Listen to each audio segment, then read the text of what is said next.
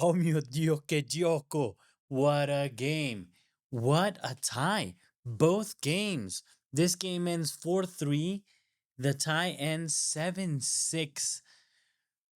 Inter de Milan through to the Champions League final. Lamine Yamal in Barcelona did not make it. Welcome back to FFB, amigos. And today we're going through what an amazing matchup. I'm so happy that I decided to make these videos about the Champions League, even though my beloved Chelsea's not in it. Let's get into it. Pre-match thoughts before the match started. You know, this was an interesting matchup because one is a pragmatic team that has chosen older players, not even superstars. I mean, you can probably argue that Lautaro Martinez, Argentina, is somewhat of a superstar. The rest are just not just because they're amazing players. They're very professional, seasoned players versus Barcelona, up and coming young squad. And one is a pragmatic football, the other one is an aggressive, creative, ridiculous high line, which we're going to get into. So it was a battle of styles, a battle of different game management and tactics, a battle of a difference in squad building, a difference in leagues and philosophies, and coming from that amazing 3-3 match that we watched before. And for the neutral, thank you. Thank you for giving us an amazing game of football that we really enjoyed. If you guys didn't have a chance to watch it, go back 7-6. So 13 goals in the tie coming back. That's just madness. So the game, look, everything played out as expected. I think everybody, all the pundits that I watched, because I've seen them in English and in Spanish, in the ESPN, the main ones, the watch-alongs, everybody, everybody was guessing who could have won, but the kind of chaos that this kind of tie brought, there was no real way of knowing. You knew that both, because of the nature of both teams and how they were going to play, they were going to provide opportunities to go. So it was really hard to say. It was like a pendulum of momentum shifting over the two legs. And, whenever the time hit, who was ahead at that particular time was going to win. And it was really impossible to predict. And you were going to see this high line, which, look, Inter very organized and Barca a very creative high line. I am disappointed with Inter, to be honest. I think a team that had quicker passers of the ball, smarter, sharper passers of the ball, would have absolutely murdered Barcelona. They would have still taken 2 or 3 goals, but they could have scored 7. So it would be like 7-3. Why? Because Inter was pretty slow at taking advantage when they would press at the midline. Whenever at the halfway line, Barcelona would try to press. So that's what we were seeing at the beginning of the match. That's what we saw throughout the match. Whenever they did that, the high line press in the middle of the field, that was an easy one because you recover, dink it over. The 2 times that it happened, it was shot a little too long. And the keeper, Barça, congratulations, he came out to close violently fast and he closed it up. But there was enough meters that a cleaner pass could have done it. They tried to do it in 2 passes, and by then their own people would be offside, so they would have to wait a little bit. So it was a little tricky. So we saw a lot of that in the first 20 minutes. And look, Barca was doing well, but I always sensed that danger. Minute 21, Pedri loses the ball. Inter play through very easily, and a tap and is handed over to Lautaro in the game. Game on. So then Lautaro catches another foul. People were saying it wasn't a foul, the penalty. Look, in my opinion, it was. He does get the ball, and if you see it in the bar, it was like, oh, it was a millimeter. Oh, it was just look. The rules are the rules. In my opinion, he puts his challenge in. He hits his foot. His foot hits the ball. Penalty. If he would have gotten the ball clean, it wouldn't have been a penalty. It was close. Penalty awarded. And at the beginning, at the 46th minute, we have Çalhanoğlu that puts the thing in, and it's 2-0. I'm really excited. Everybody here on the channel knows that I'm going for Inter. But congratulations, Barca, man. To being down so many times and manage to get up, which the story we're gonna tell right now, to not only turn it over both times, match the game, but this time flip it over and be ahead. After such a depressing, mentally, emotionally, what professionalism, what mental strength you have to to manage the game, and belief in your team and your ability to score with such a young team is really impressive. And by being 2-0 down, Çalhanoğlu takes a penalty like you're supposed to take a penalty in these instances. I say that because some people get foolish and miss their penalties. You're allowed to miss, but you're not allowed to miss because you chip it or take a weak one or just, give the eyes the keeper where you're going. You have to not give away where you're going, smack it in hard, preferably down low, um, into a corner, make it impossible. Even if the goalie guesses to reach there, they do their thing, they manage to get. So at halftime, that's what I'm thinking. I feel like it's the first leg all over again. 2 goals ahead, Inter, and I'm like, these other fools can come out in the second half. Because why am I thinking like Inter should have ran away with this game because of what I'm telling you? But they are really not capable of exploiting that high line to the level that they can. Their goals, one comes from a penalty and the other one from a recovery, another in transition. Like they actually couldn't take advantage. Now, credit to Barça about that. I said it in the prior leg.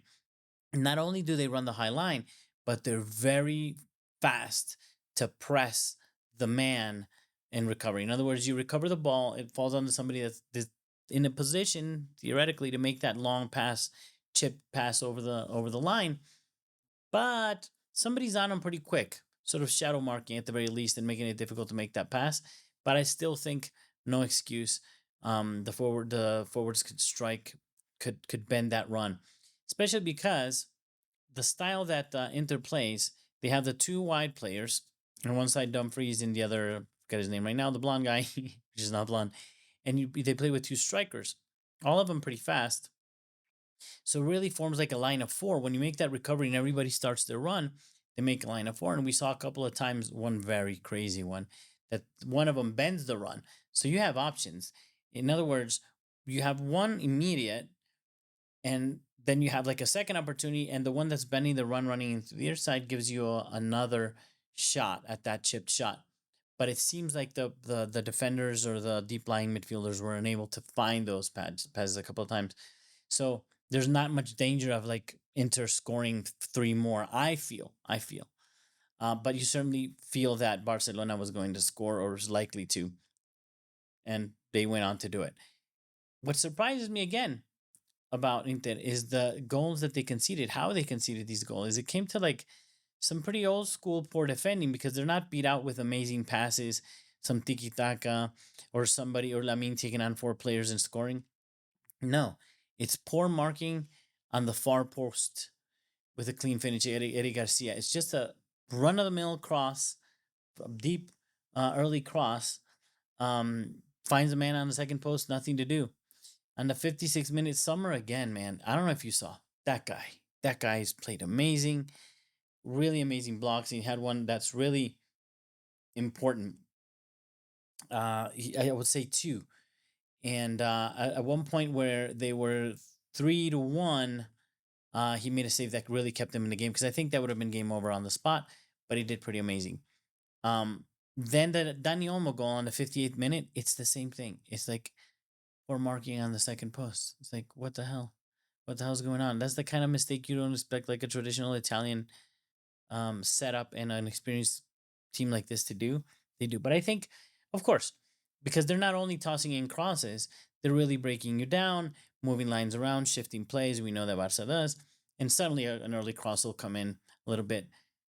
I don't want to say unexpected because they did it quite a lot, to be honest. Shockingly to me, because it's not like they didn't have Lewandowski.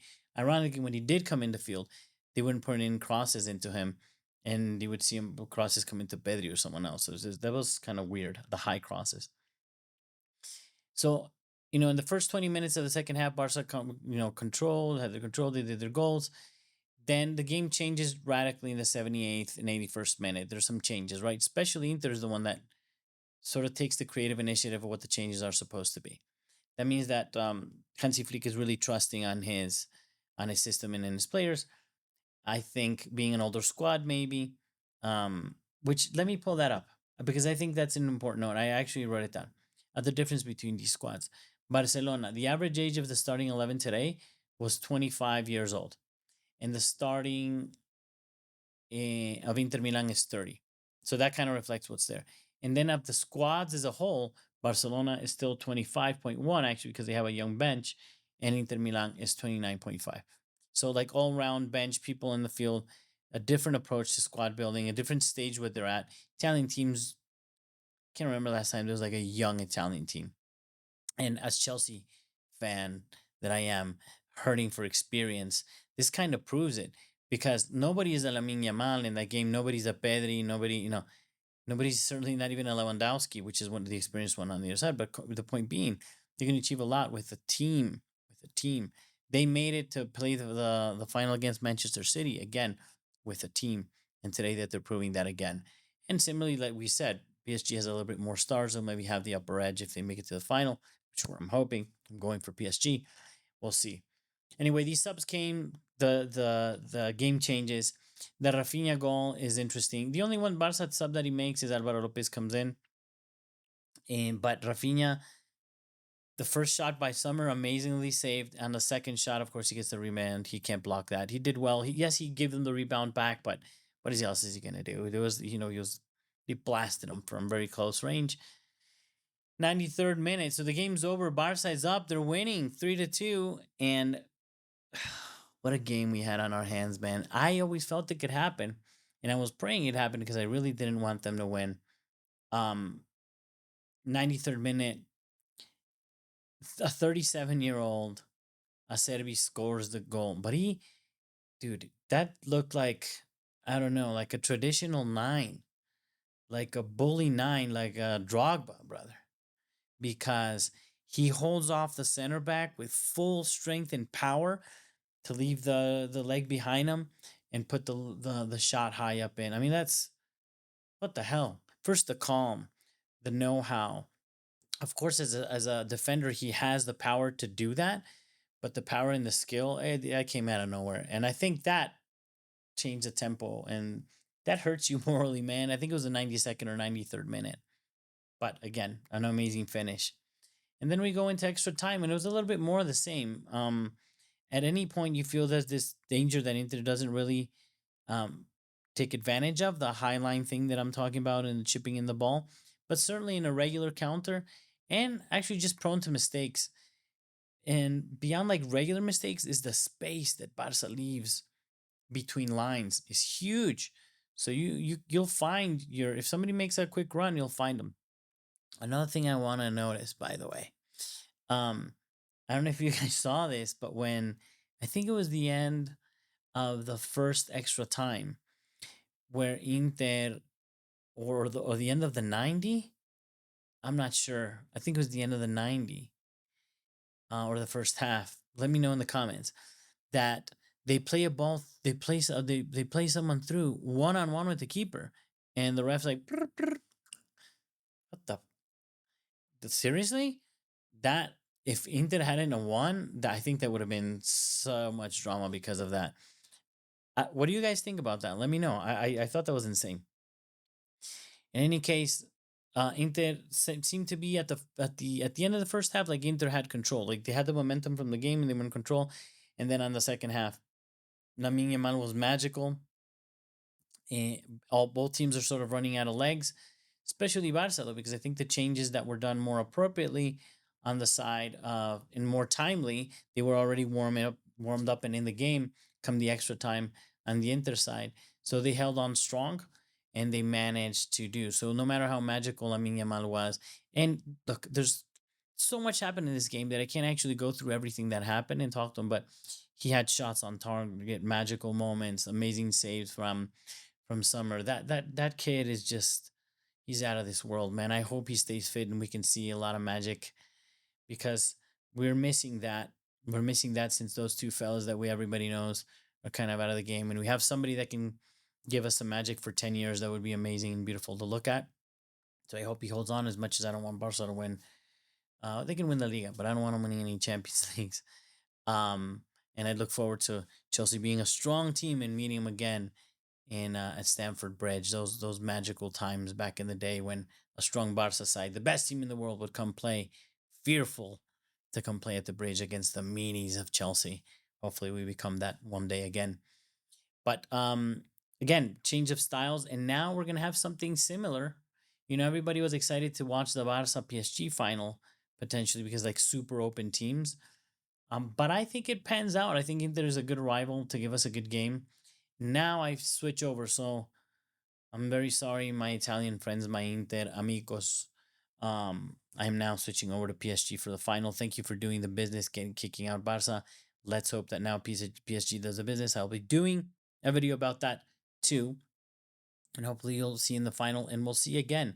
Inter, interestingly, I think they're 3 points from the top of the league, and there's only 3 matches to go. So a lot of, and today they played extra time, and there's only 2 weeks left to go in both the season and towards the Champions League, 2 or 3 weeks. So, oof, things are getting tight and rough on them. I think that'll have an influence on the other side if it is PSG that goes through, because I'm gonna believe it's PSG because Arsenal. I want Arsenal to go through, and let's hope they don't.